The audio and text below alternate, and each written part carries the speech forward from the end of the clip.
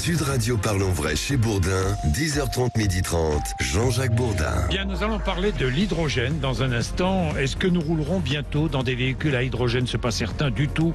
L'hydrogène dans les transports tiendra-t-il ses promesses?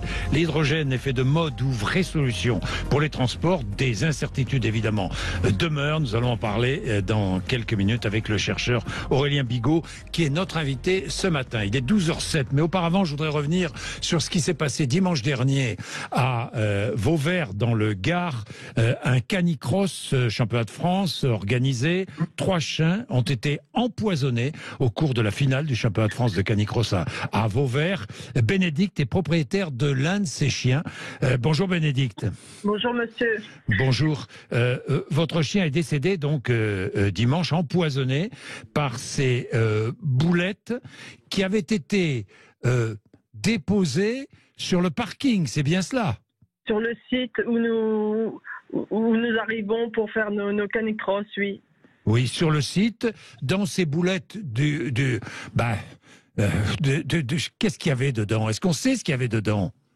En fait, il y avait du tulimace. C'était des boulettes assez compactes sur lesquelles on pouvait voir des petits grains. Et donc, c'était du poison, c'était très, très, très fort parce que ma chienne, en fait, je l'ai sortie. Elle avait, j'ai vu qu'elle voulait manger quelque chose. Je lui ai tout de suite retiré de la bouche. Et 25 minutes après, ma chienne était décédée. Oui.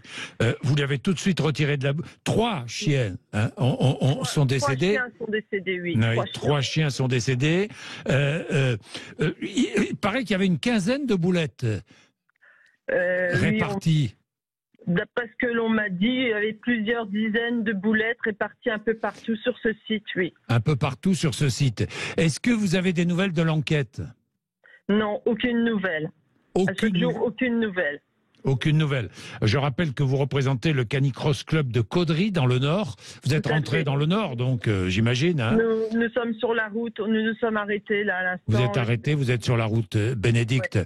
Et évidemment, vous pleurez la mort de votre chienne, qui représentait beaucoup pour vous.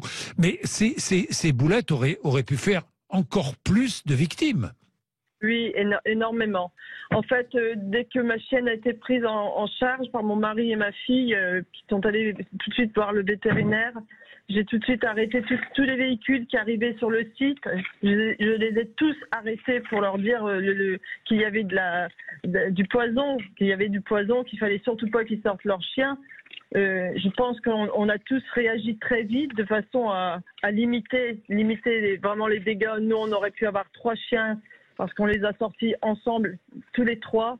Il y en a une, malheureusement, qui a mangé cette boulette et on l'a perdue.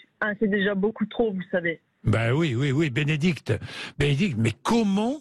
Mais vous vous posez la même question que moi, et que toutes celles et ceux qui nous écoutent. Comment peut-on avoir cette idée meurtrière d'aller déposer des boulettes empoisonnées, sachant que des chiens risquaient de les manger, mais pas que des chiens? Pas que des chiens, tout à fait. Un enfant qui tombe. Mais oui. La boulette était vraiment très belle. C'est à peu près une boule de baby-foot.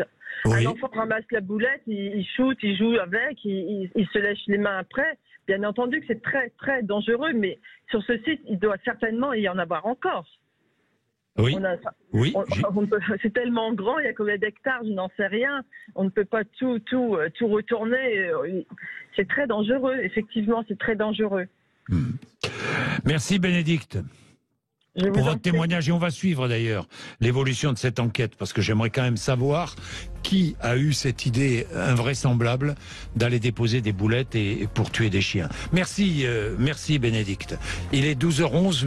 Vous êtes sur Sud Radio. Allez, je reçois dans un instant notre invité Aurélien Bigot pour parler de l'hydrogène. À tout de suite.